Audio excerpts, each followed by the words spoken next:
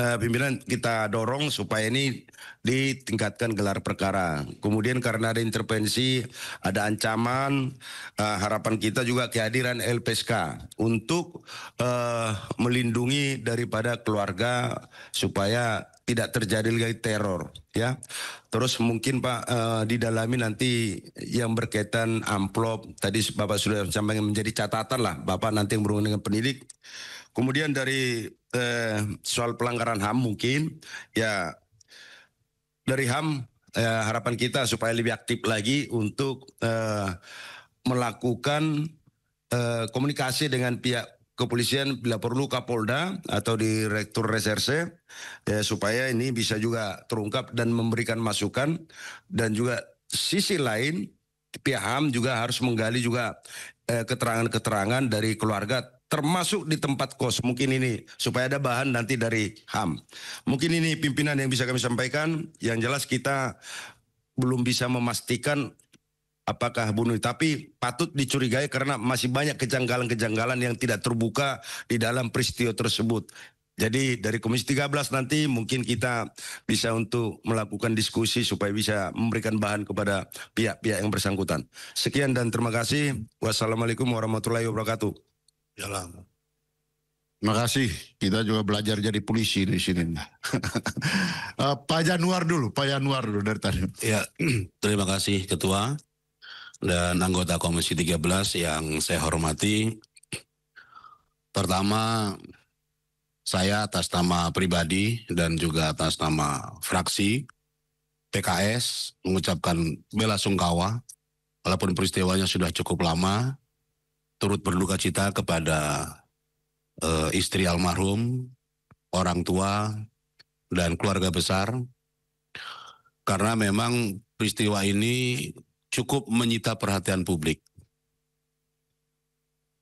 Sejak awal kemunculan peristiwa ini menjadi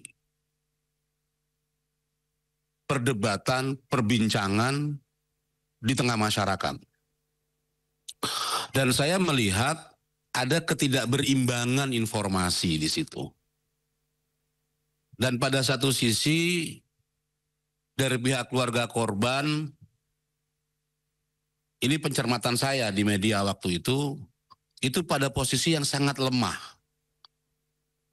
Makanya saya tanggal 20 Juli waktu itu sebagai anggota Komisi 13 saya membuat rilis ke media bahwa sudah sepantasnya LPSK proaktif masuk di dalam kasus ini.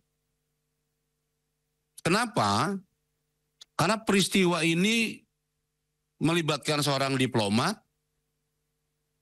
kemudian banyak isu-isu beredar yang sangat sensitif, entah itu dari sisi keluarga, entah ada saksi-saksi kunci lainnya yang membutuhkan perlindungan di situ.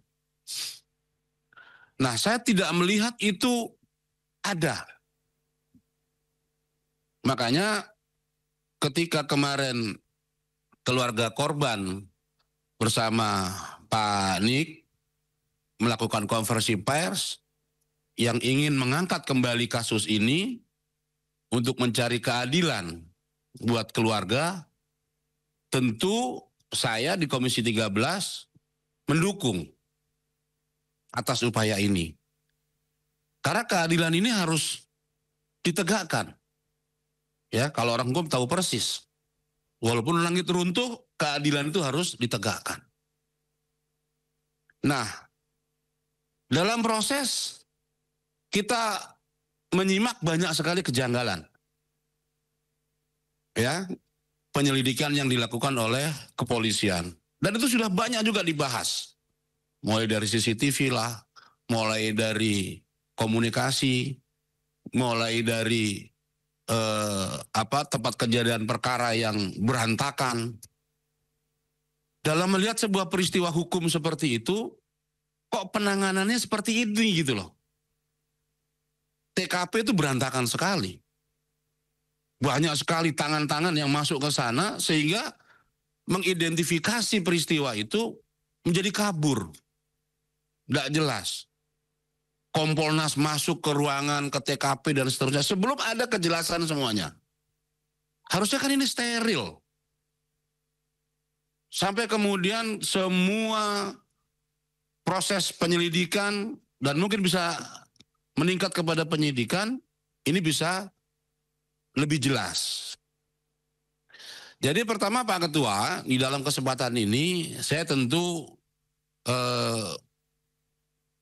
mendukung ya apa yang diinginkan oleh pihak keluarga, karena ini memang haknya beliau ya untuk mencari keadilan, karena bagaimanapun seperti yang disampaikan kemarin dirilis, almarhum ini, Mas Daru ini, orang yang paling tidak senang kalau melihat keluarganya susah, keluarganya sedih.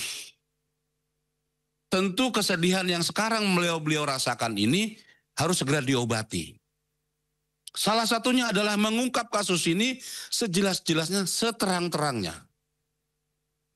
Jangan kemudian dibangun persepsi dengan muncul hasil penyelidikan dihentikan, dianggap ini bunuh diri, dan ada hal-hal yang kemudian tidak diungkap ke publik karena ini wilayahnya privat, ini juga cukup mengganggu dari pihak keluarga. Padahal dari keterangan beliau, istri, mertua, gitu ya terutama juga orang tua, ini mengenal Mas Daru dari kelas SD.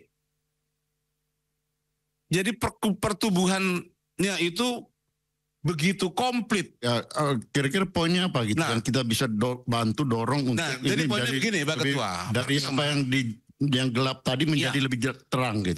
Betul. Nah, ini saya ingin mengisi sisi empatinya kepada keluarga beliau. Kita semua ini udah empati, makanya kita laksanakan ini gitu. Nah, yang ingin saya dorong di dalam kesempatan ini adalah pertama LPSK ngambil peran. Karena pihak keluarga korban ini butuh pelindungan.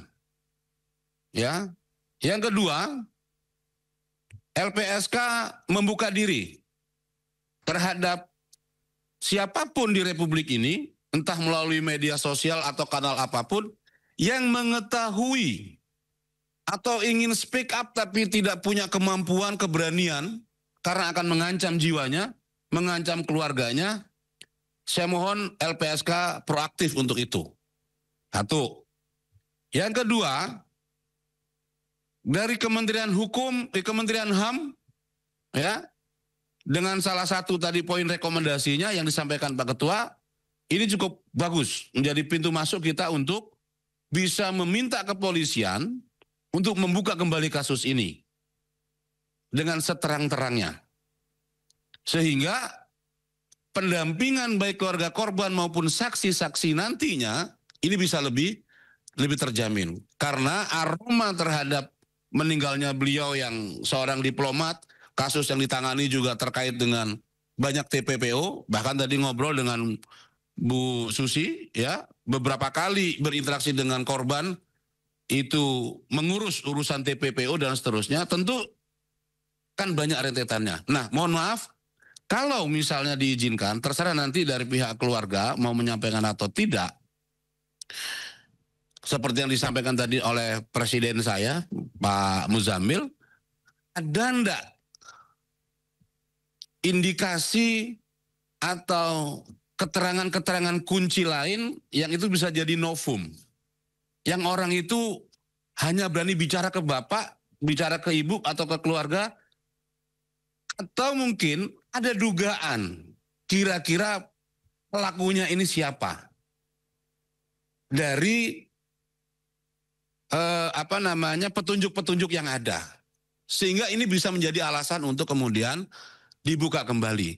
Jadi itu saja Pak Ketua dari saya. Terima kasih. Assalamualaikum warahmatullahi wabarakatuh.